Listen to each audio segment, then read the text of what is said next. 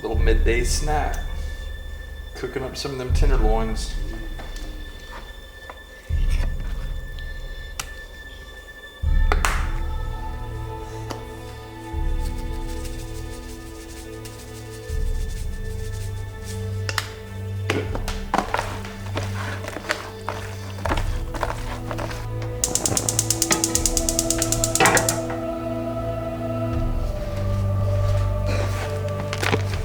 All right, all we did, took a couple of them tenderloins, trimmed them out, pulled all the silver skin, you know, little pieces of fat off, cut them into little strips, salt, pepper, a little bit of seasoning, whatever Bob Clark had in his cabinet over there. And then we took some of this biscuit.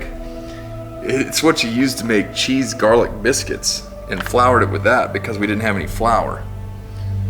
We'll see how it turns out. It's deer meat, it can't be that bad. You don't want your grease too hot. About medium.